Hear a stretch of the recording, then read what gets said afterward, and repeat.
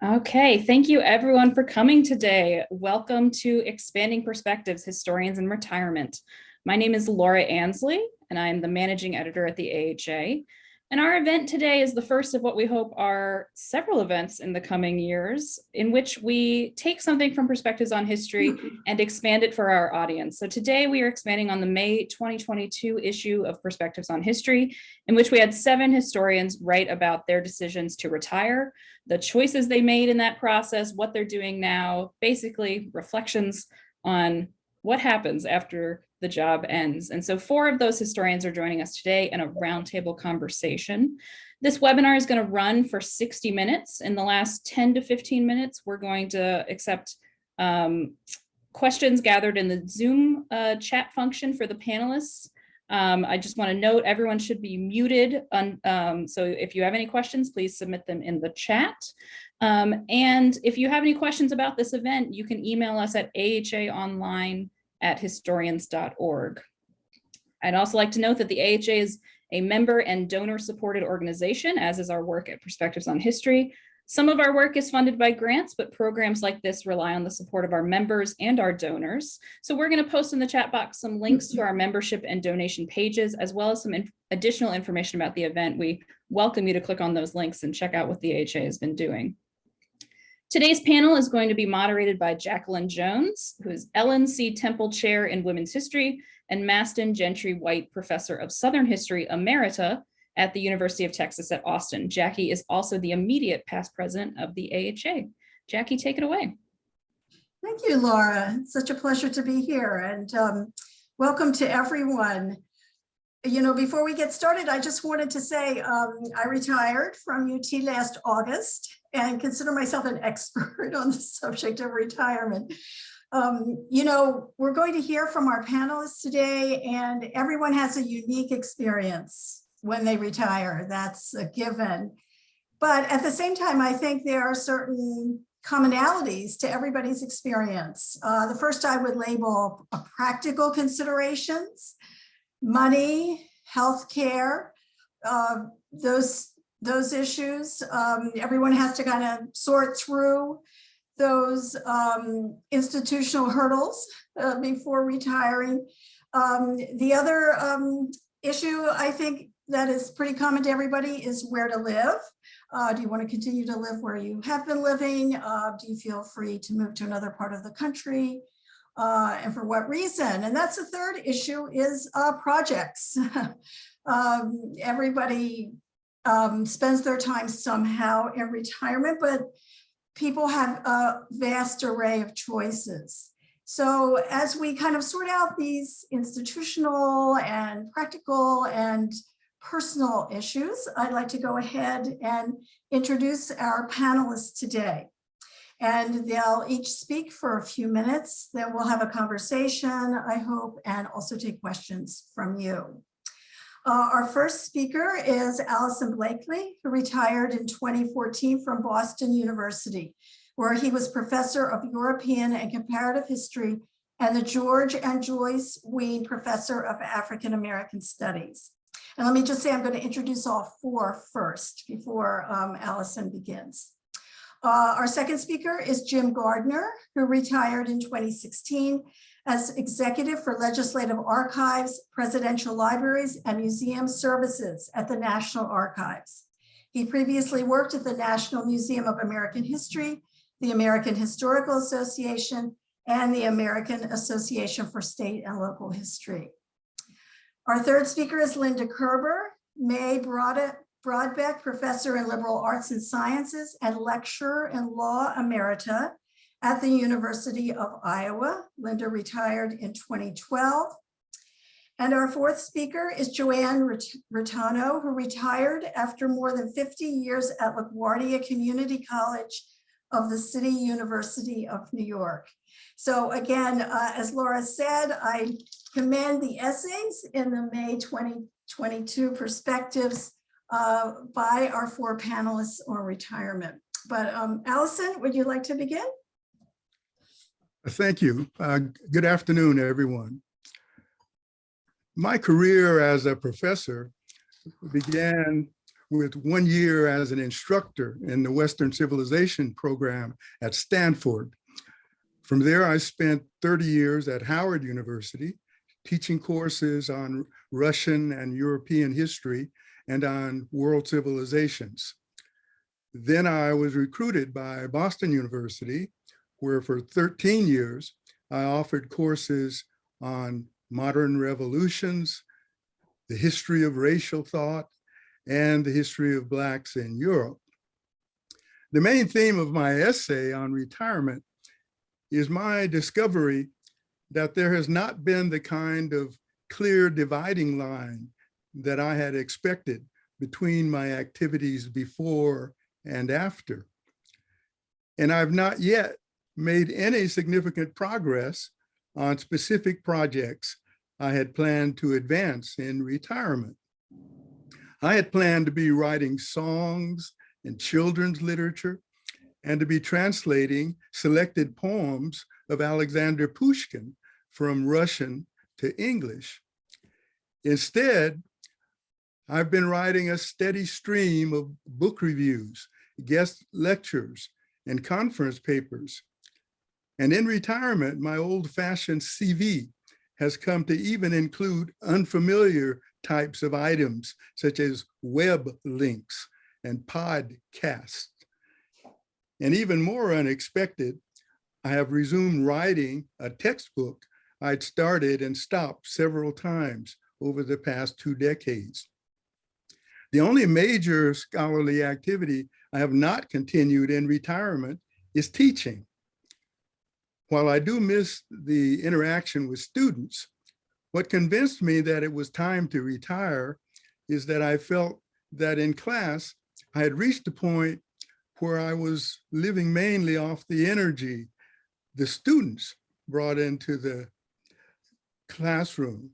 If you're familiar with the Oriental concept of chi, energy, I had become what's sometimes referred to as a chi vampire. At the same time, I was finding it harder and harder to connect with this generation of students due to their shrinking attention spans and resistance to reading. I decided it was time they had someone closer to their generation who could possibly communicate better. The other main reason I retired was that I was constantly receiving pressure to assume administrative positions. During my 43-year career, I held administrative positions for 9 years. I think I did a competent job in those positions, but I've never enjoyed administration. The other main role as a faculty member I wanted to give up forever was long faculty and committee meetings, which I know are inherently essential for this profession. However, it turns out that known retirees are prime targets for local organizations looking for volunteers for boards of directors and committees. So retirement from academia has not been the safe haven I had hoped for on that score either. Reflecting back now 8 years out, it occurs to me that one question that might be discussed in our forum here is, for those of us lucky enough to be able to choose when we retire, how do we best determine when it is time to retire?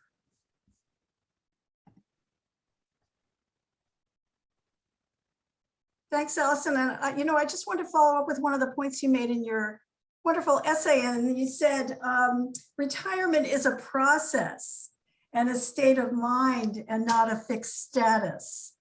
And I think that's what you're telling us today, that there's a certain fluidity to this time of life, which it sounds like can be exciting and maybe a bit frustrating, but I like that idea that this is a process, retirement, and not, going from one state to another with a clear dividing line between the two.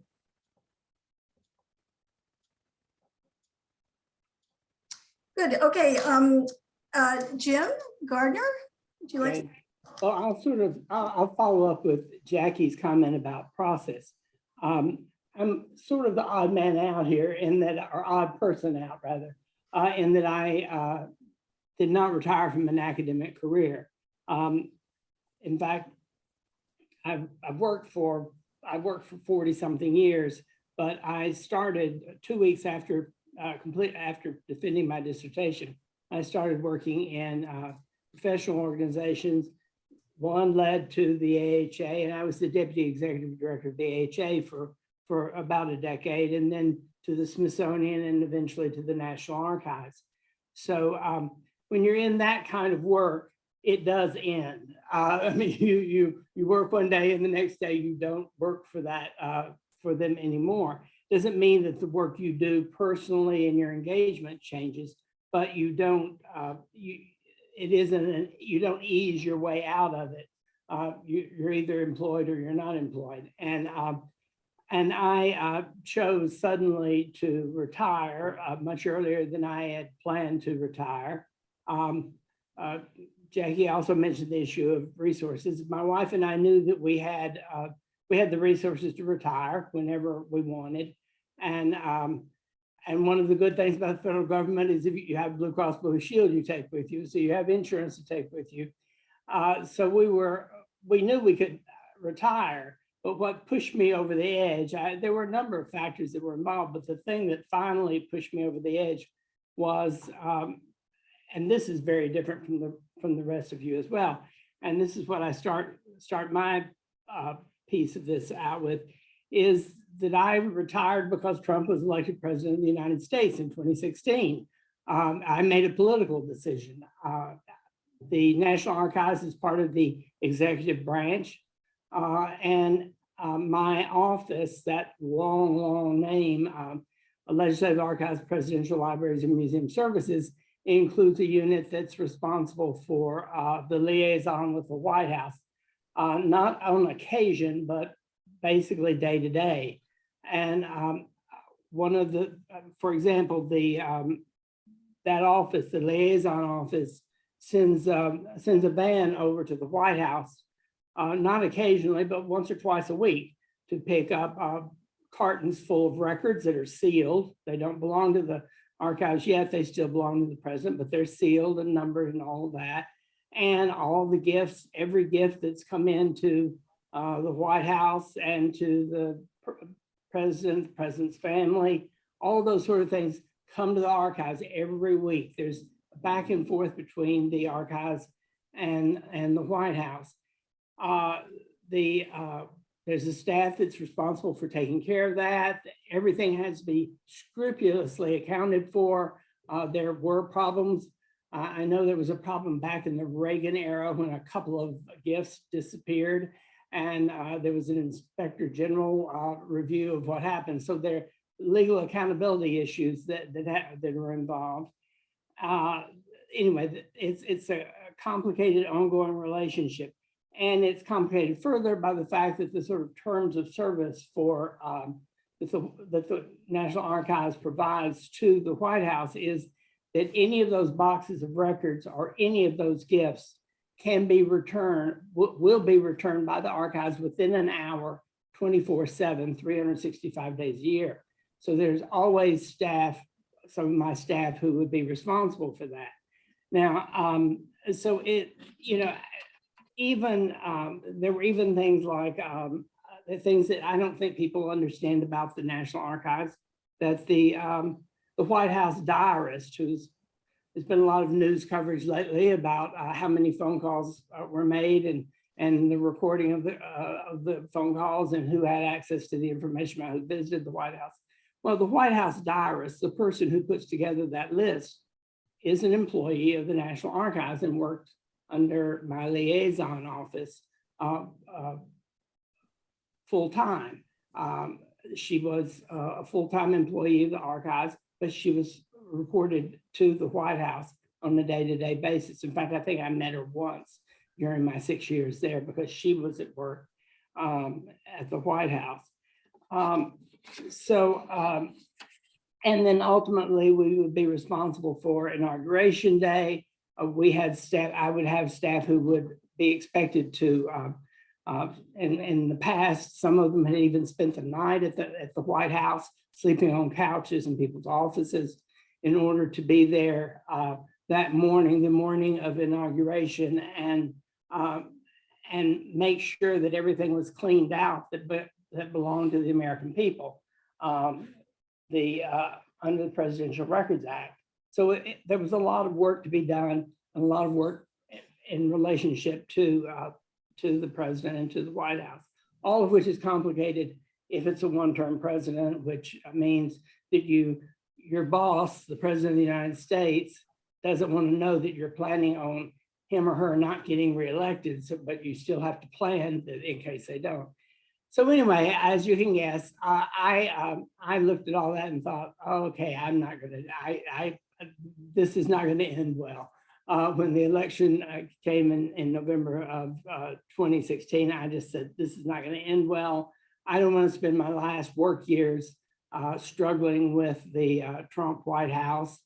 And so you could say I cut and run. I did a cut and run pretty quickly to get out of the way.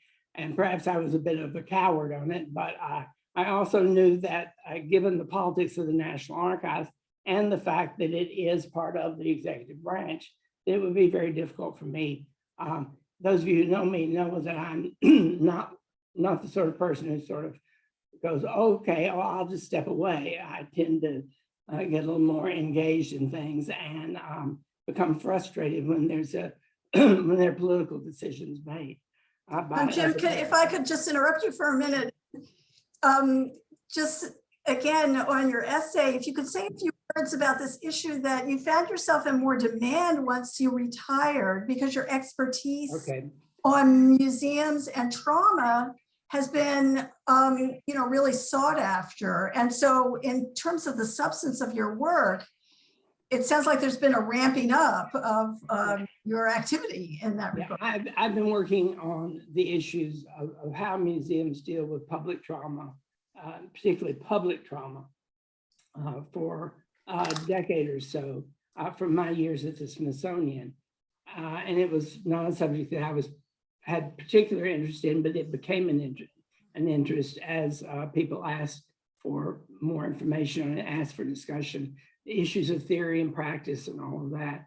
And their historical issues, their ethical issues, all of those sort of things come together in issues of how you document and present to the public issues of trauma, war, conflict, but also more personal trauma.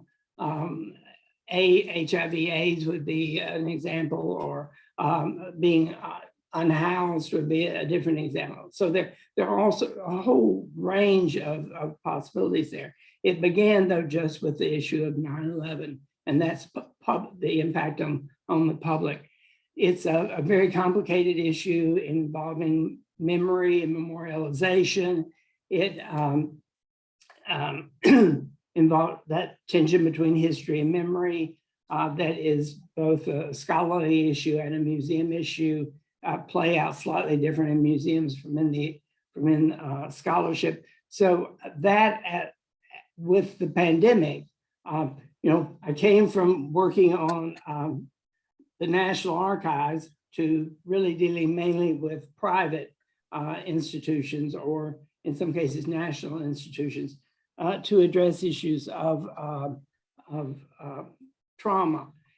So I was suddenly, I still don't even know how people found out. Someone from Israel called me up and asked me to do a Zoom lecture for them on trauma and how you think about museums and the tensions between theory and practice and that sort of thing. I'm writing an essay for someone in, actually a colleague I met from Greece and someone else from Australia. So it's become this sort of cottage industry that has nothing to do with what I worked on as a graduate student or with my work at the AHA, or, it's an interesting sort of very dramatic shift from post-World War II US politics to an issue like trauma and loss. So anyway. Okay, Great, thank you. Linda.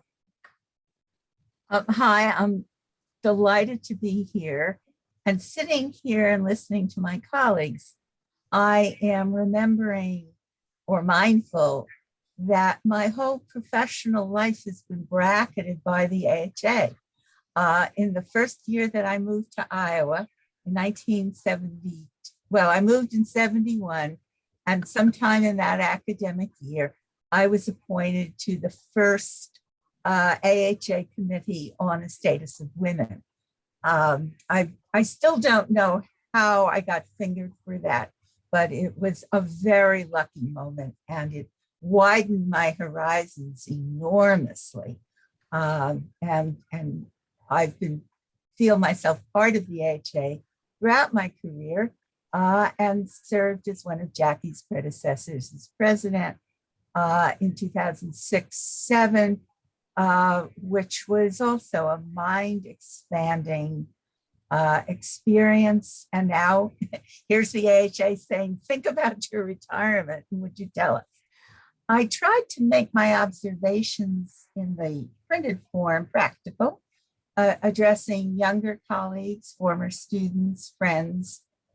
Reviewing my remarks, I still stand by them, but I need to confess that my own contribution may be a bit more rosy than I sometimes feel. You readers will have noticed that 3 of the 6 of us have lost our life partners. We have been, as Richard White put it so accurately, plunged in a grief that seems to have no bottom.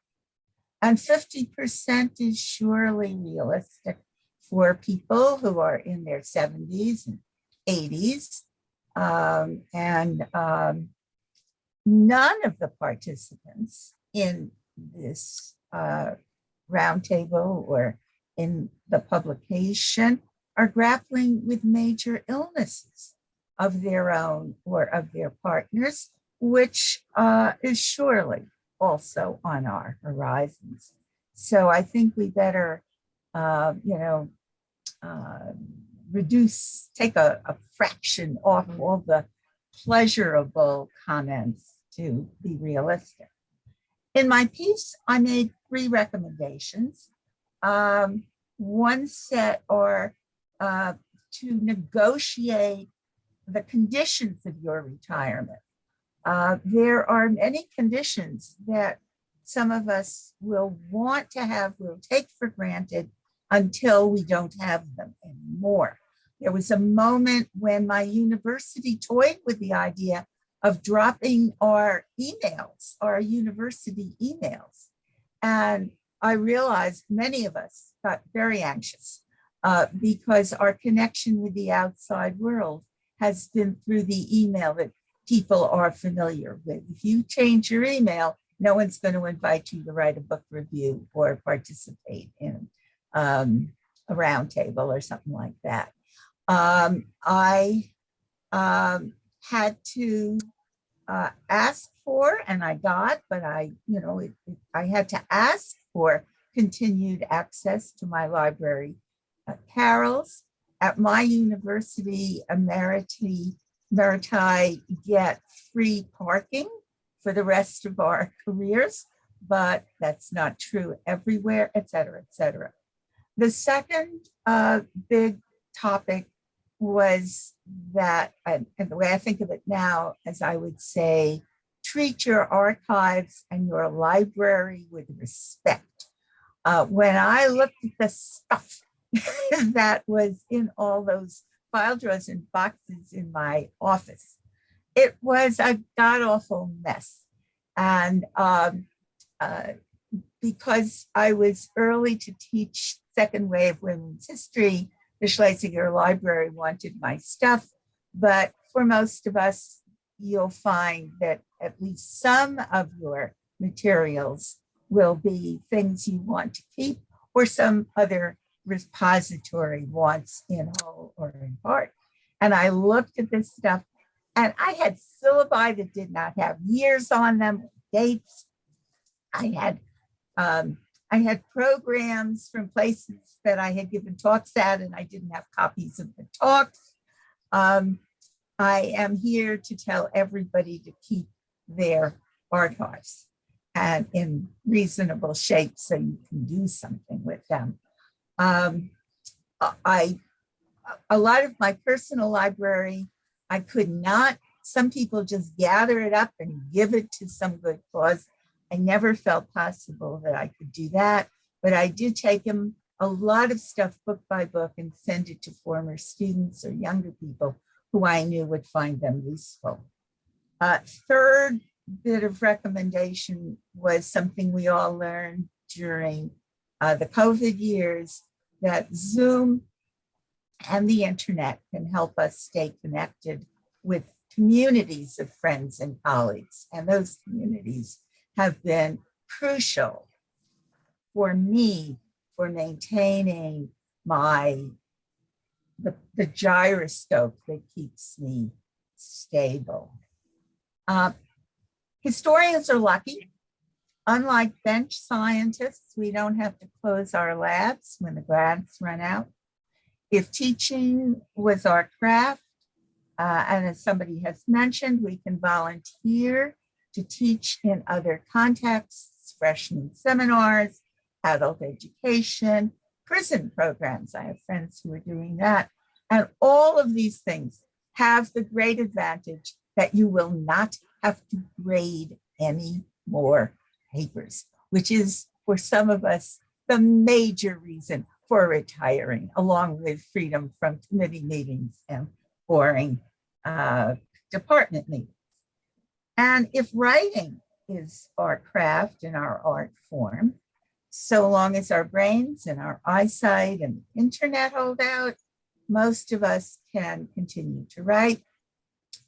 Some have started in a very different modality.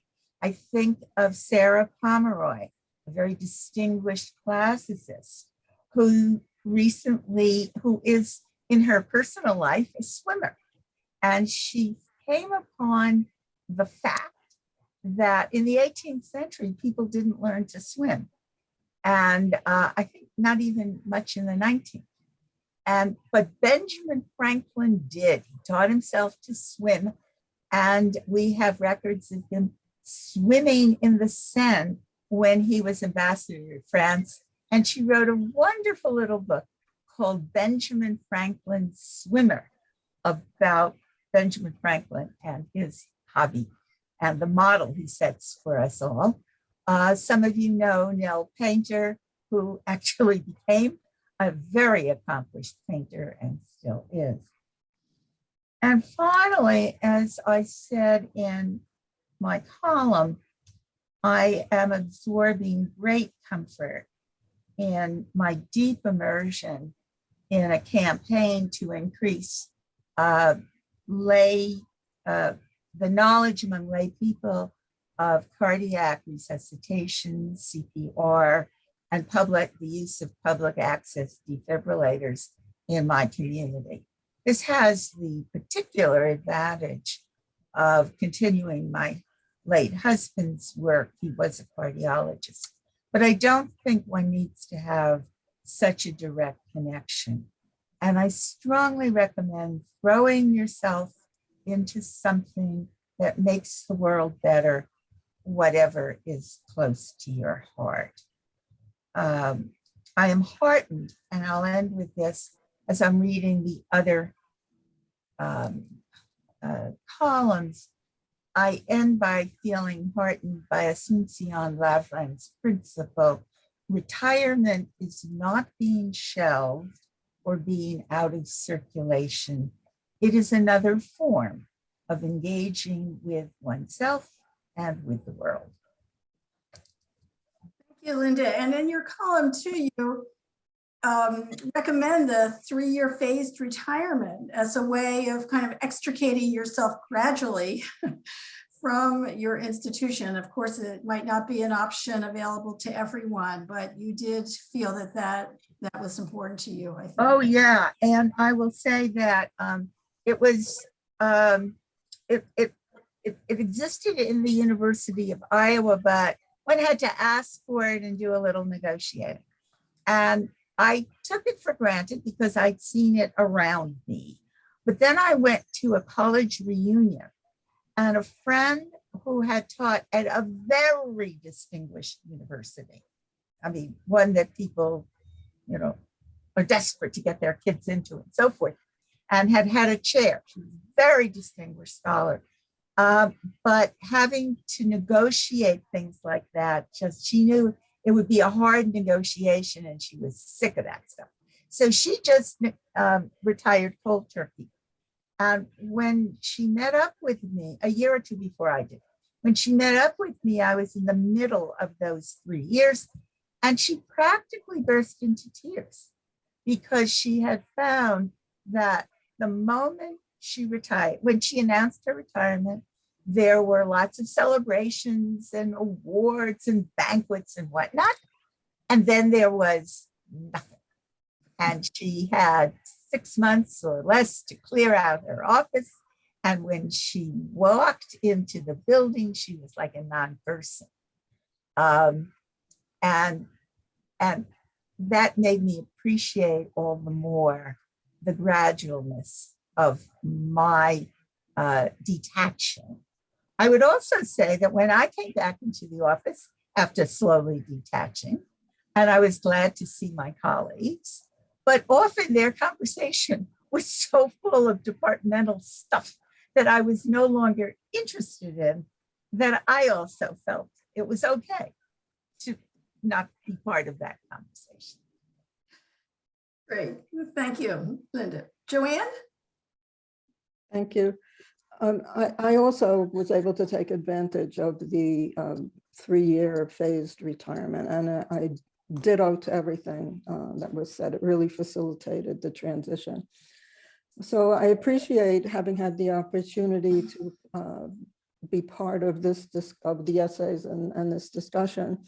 And it helped me clarify my own thoughts about retirement, as well as processing other people's experience. But I must admit that the minute my essay was finalized, I had writer's remorse because I didn't properly explain my gratitude for the fact that I had the luxury of retiring, A.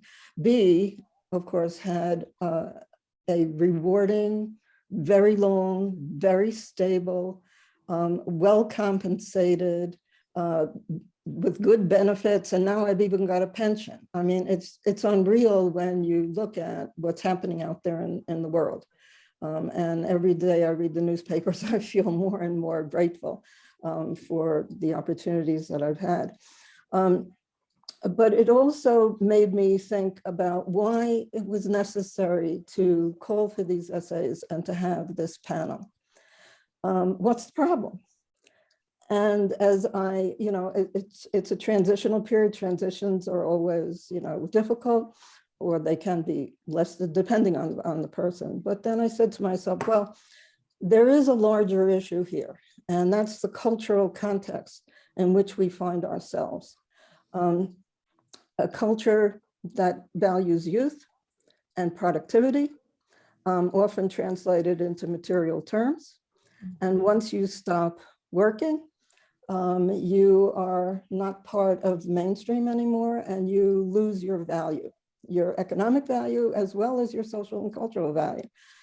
As far as the society is concerned, right? I'm not saying that we necessarily feel that way, but in a sense we do. And this is, of course, ageism, which nobody mentioned in there, including me. I didn't mention it.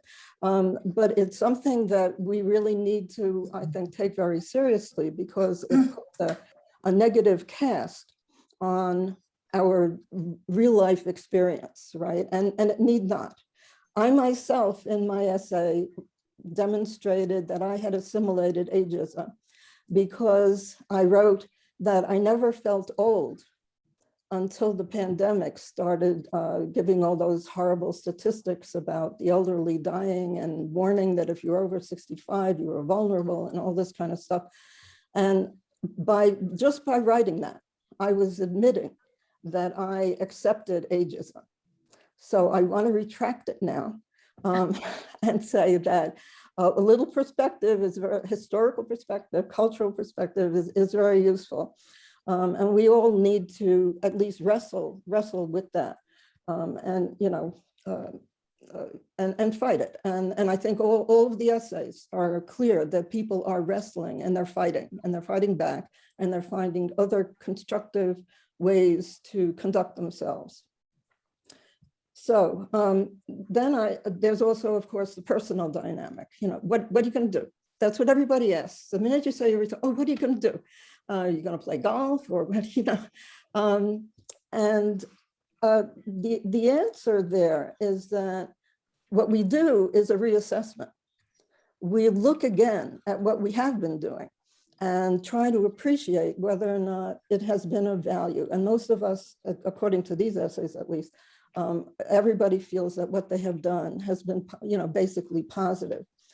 But the problem then is that confronts us is that we're all creatures of habit, right? We all like routine. We all like security. We all like stability. And when you stop working, you lose that. And it's a form of displacement. And displacement can be very depressing. I mean, some people think it's great, it's great, but I wonder what they really think. When they have to give up their offices, I didn't have 6 months. I had like a day or so when they get replaced really quickly. And all of a sudden, as you just heard, they really don't belong. The issues are no longer their issues anymore. The people the faculty, I adjuncted for 3 years after, because I love the classroom, I love teaching, I'm into teaching, I was. Notice the mistake. I was in a teaching institution. We're really dedicated to the classroom and to our students, and that becomes our priority. So I was very reluctant to give up teaching, and I didn't. I stayed teaching for 3 years after I had retired until COVID pushed me out, because I couldn't tolerate the idea of having to do everything on the computer. And the distant learning, to me, it's an oxymoron. Students need the human interaction. You need to be able to read that in the classroom so that you can adjust your teaching method, your readings, your assignments, et cetera, et cetera. So, so the personal dynamic then is that we lose our sense of place. We lose our sense of significance. And that's hard. It's really hard. But then the pandemic had another effect, because I realized we're not alone. Everybody was displaced, right? Everybody was out of whatever their accustomed environment was. And they had to do what we're doing. They had to reassess. And they did. They reassessed and they reprioritized their lives. And they said, I don't want to be in the rat race anymore. I don't want to be working for this, ridiculous institution or this mean supervisor or whatever. And that's where we get the Great Resignation. So in a sense, we're in the mainstream. We're not out of it. Everybody's doing what we're doing. They're just doing it a little bit earlier. And that just underlines the fact that this process of reassessment is positive. It's basically healthy. And it leads us to new adventures or new opportunities. So for me, although a lot of my stuff, like everybody else, frankly, sounds like it's more of same, I was able, because I'm not in the classroom anymore, which is unbelievably time consuming if you're in a teaching institution. What I think in the essay I explained how heavy our load is. We have large classes. Then I only teach writing intensives. So that means that I have, for every class, I do that largely because I get fewer students. But you notice how I keep on using the present when I should be using the past. But anyway, so this is tremendous, those are analytical essays every week for every class, the minimum of 25, maximum of 25 students per class, times 4 classes every week. Analytical papers, not little, nothings. And so, so what I had to do was, really rethink. I had a stroke also. Fortunately, I'm fine. But once you've had a stroke, it's always in the back of your mind that you might get another one. And I was really getting very tired with all the traveling and everything. I don't drive. I live in Brooklyn. I don't drive. So it meant a subway and a bus, and it became a little bit much. So I was freed up then to do writing full time. And much to my surprise, the publisher wanted a second edition of my New York State history book. I bet I hadn't expected it all, but obviously I'm doing it. And then I had the opportunity to finally finish a biography that I was working on, and it is now being considered for publication. And then I've always tried to do this work-life balance. So I've always, gardened, and I part-time, not full-time. And I feed the birds in the winter, and I swim, and, try to do the best I can. I'm a workaholic, but I'm very conscious of being a workaholic and try to compensate as best I can. And then there were some new avenues that opened for me, mainly through my grandchildren. And I was able to bond with them in ways that I would not have previously because during the pandemic, they weren't in school. And so I started looking for ways to help them and help their parents. And it was really very interesting and very enlightening. I had no idea. And there's wonderful stuff out there that you can use to stimulate, I was going to say students, to stimulate their intellectual development and have fun with them at the same time. So that's been a very, very positive thing. And I think my overall reflections now on the challenge of retirement is that it's challenging us to practice what we preach, because after all, we all believe in the value of a liberal arts education. And why is that? Because we want students to have diverse exposure to many different disciplines, many different concepts, many different cultures. We want them to develop diverse skills, to be multidimensional human beings, so that, and that's supposed to benefit them in present as well as future, enable them to move through, in this day, more than one career, right? It's no longer one career. We're finished. I mean, that's our lives, we're having one career. Even if we jumped around from place to place, we still had basically a stable career. That seems to be over. And these students today may be 3 different careers, not jobs. So the liberal arts education is really vital to them, and it's vital to us too. And hopefully what we have done by making them lifelong learners is what we are, I hope, have become ourselves, right? And what we have learned then is that our foundation in the liberal arts, and particularly history, has provided a very, very fertile ground for what we hope will be a very flourishing retirement. Thank you.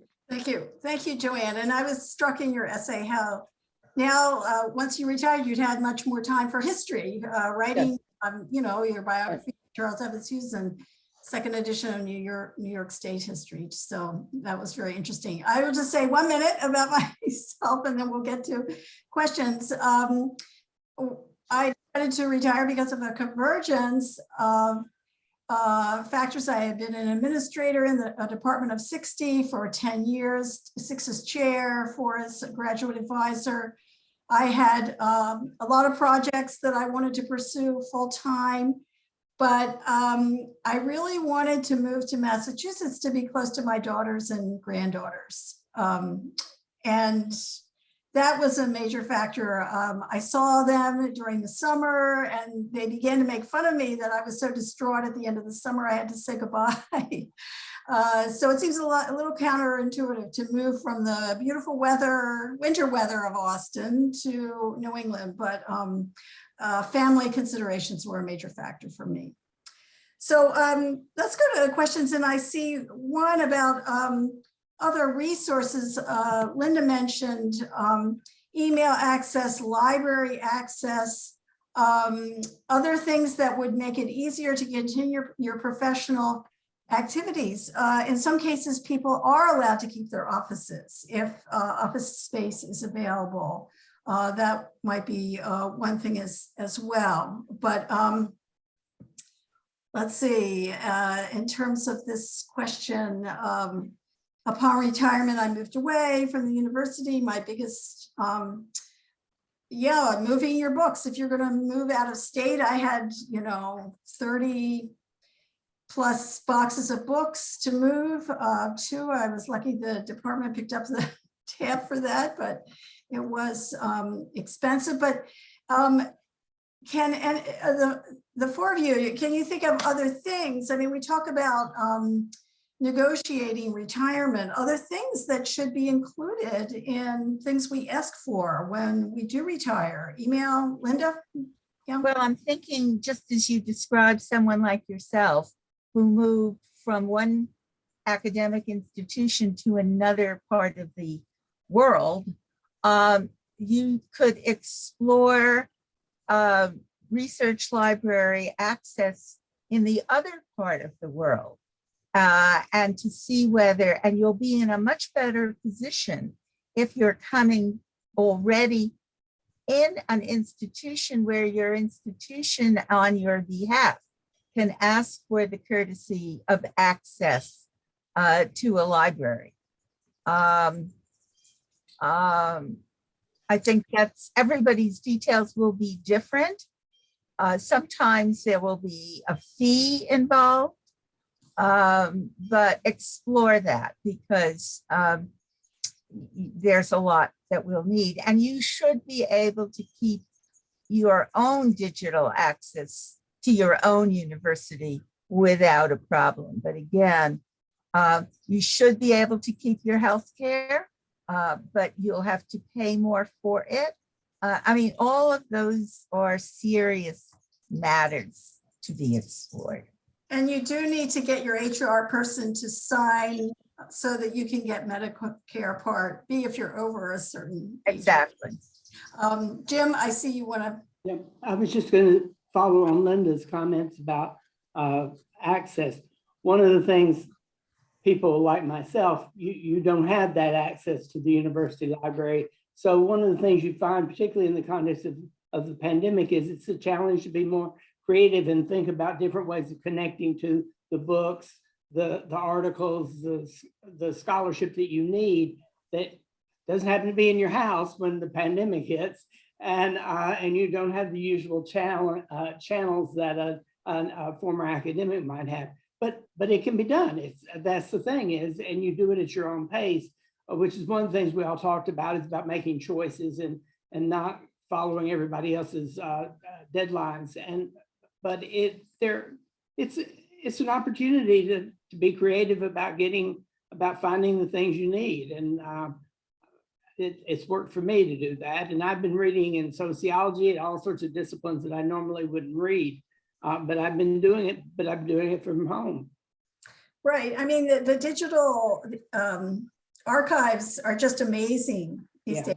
I wrote a book during COVID and used a lot of online resources. It's just tremendous. I mean, from Hattie Trust to Library of Congress newspapers. You can, of course, buy subscriptions to various sites as well. I mean, a lot is online. I found a lot of resources online, but then I'm in American history, so it's probably easier. And no one else moved, is that right? Everybody, I mean, when you move, you have to find new physicians, and it's a big production at that point in your life to pick up and move to another part of the country. So some people decide to do that, other people stay put. Linda? No. Oh. I'm still where I was. Oh no, I just saw your hand up. No. Anybody else? Let's see, another question. I'm interested in how others have maintained connections with colleagues and others, different than email, or maybe a locally focused life as its own desired goal. So how does one maintain, those connections, which meant so much to us for so many years, especially if you don't live close by anymore? Joanne, did you want to? I'm the wrong person to ask. Oh, okay. I really haven't, only with a very, very few people. I must admit, I don't do Zoom. I don't belong to any Zoom group or anything like that. I live in a big city. So I really have not. I've pretty much moved on. Allison, have you kept in touch with colleagues? Well, the presentations have furnished me a lot of additional information. And I had, of course, read the essays. And so I really don't have any more specific questions. I was hoping to hear from our audience more to see what other people are experiencing out there. I have a response to our questioners, the audience question about staying in. Was that an audience question or was that yours, Jackie? Which ones? Oh, about staying in, no, that's someone from the audience. Yeah. Okay, so let me respond to that. One deep surprise, when I was active in my department, I did not make a distinction between who were my friends and who were my colleagues. I thought of everybody as my friend. I've been there a very long time, and we had our own histories together. When I retired, within a couple of years, and this is pre-COVID, I realized that there were friends, and then there were people who really only understood me to be their colleague. They were not people who said, let's go have a cup of coffee. They were not people who said, there's a good film playing, come with me. They were not, after my husband died, they were not people who worried about how I was. There's a real difference. And I had not predicted that. I really hadn't predicted it.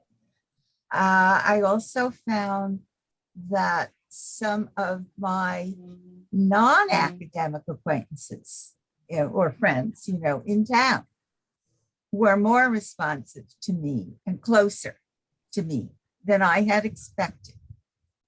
And that was a surprise too. When I say Zoom, I mean that there were, because of the luck of the international parts of the academic life, a luck that I had never predicted when I was in graduate school, that I would be involved with people in the Japanese Association for American Studies. But there is a group of 4 friends from that group who I saw a great deal of in my active life. And we have a Zoom of people in Tokyo and me every 6 weeks. And it matters a lot to me. And I don't think I would have predicted that those would be as close as they are, in fact. So I think yours is a very wise question, with, at least for me, an answer that is not completely pretty.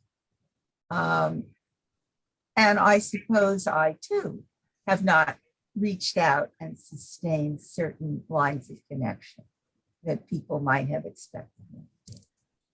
Okay, I just noticed that there is a new question too in the chat, and that has been inspired, I think, by our discussion and the idea that there are a variety of experiences, and a question about whether the AHA shouldn't urge universities, colleges, other institutions that employ historians to provide certain benefits to their retirees in order to kind of standardize the experience, which I think is an excellent idea. I don't think Hope and Laura, I don't know whether you know, but I don't think the AHA has a best practices for benefits and privileges for retirees. That might be something that we could work on.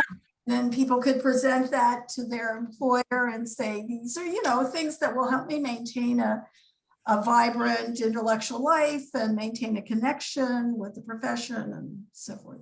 And also keep the name of the institution alive as I publish or go to meetings and so forth. Yeah, Right. that's very Right, Jim? Yeah. I was just going to say, some of these issues we dealt with when I was at the AHA, this is one of those issues that's across discipline. So it's really the institutional base, not what historians should get, but what everyone should get at an institute. So AAUP and other organizations are better positioned to push through these sort of standards and expectations because colleagues in other disciplines are the same way. I just want to add one other, this is a plug for the AHA and other professional organizations, is that my connections with colleagues has been through networking that I've done throughout my career through the AHA, the OAH, and a longer list of professional organizations that most people are associated with. So I still talk to people. I'm on committees. I'm still on committees, serving on committees, appearing on programs, doing that sort of thing.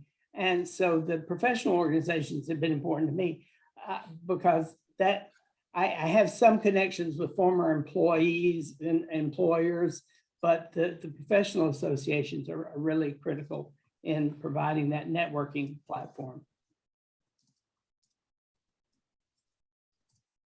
So we're almost out of time.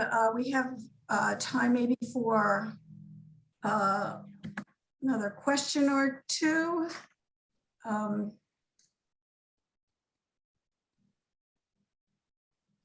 Hope, do you see anything there that I missed? Yes, there is one that I can just say out loud real quick, which is, it's actually specific to Allison, which is, as the only person on the panel who works on history outside the United States, have you found any particular challenges in retirement?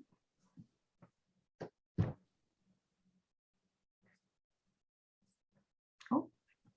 Allison, did you want to address that, the challenges of doing history that isn't US history with all the difficulties in access to sources and archives and that sort of thing?